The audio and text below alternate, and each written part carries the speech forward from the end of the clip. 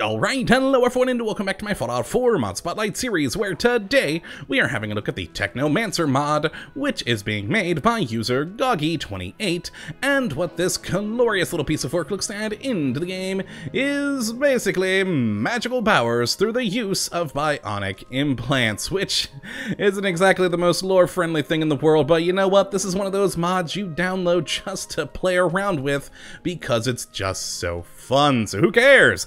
And I actually did like one commenter who kind of made I guess an excuse for it, that effectively it's rad magic, and I'm okay with that. So what you actually get with this wonderful little piece of work is 3 weapon items which you can create that are, well, a bionic cryo implant, a bionic fire implant, and a bionic shock implant. Now how you do actually go and create them is pretty simple. You just have to go to any chemistry station and there will be a bionic implant category where you can create them as long as you have rank 1 in science, some adhesive, circuitry, crystals, fiber optics, fiberglass, nuclear materials, and screws, and of course silver there as well.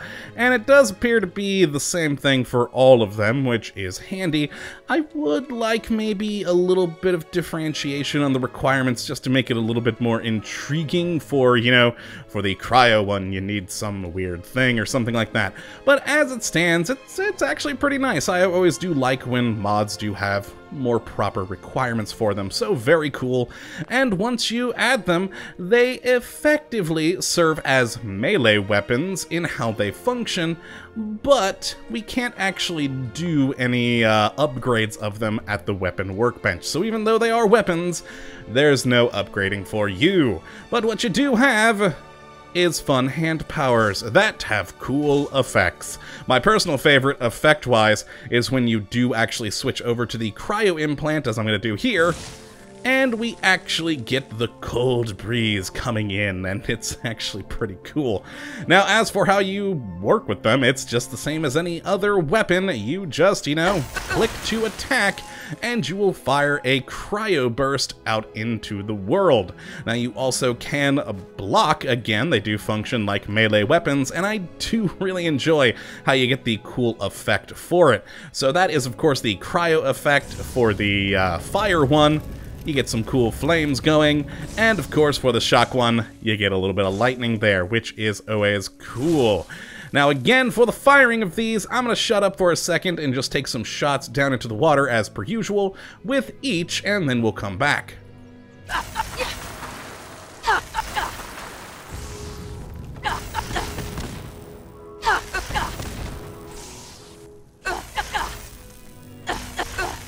Now, a couple of things you probably noticed is that we have been draining our action points. That's one of the reasons I said, well, besides the blocking thing, is why they do sort of function like a melee weapon.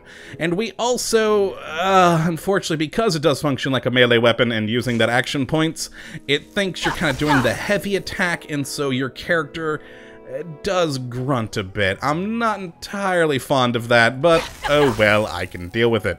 Now, as for the different kinds of attacks, the cryo one is of course fun, working very similar to a cryo grenade when it does hit. The fire attack works very similar to a Molotov. Once it does hit its target, it does explode a bit.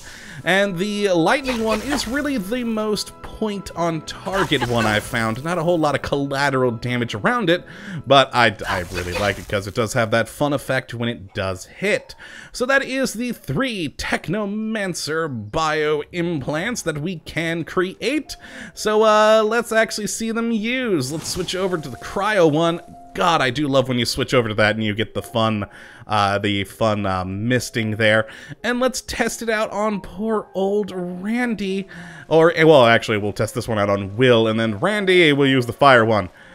Hi, Will, how are you? And I missed him completely, but look, he is frozen, which, hey, is, you know, good. It did slow him down massively.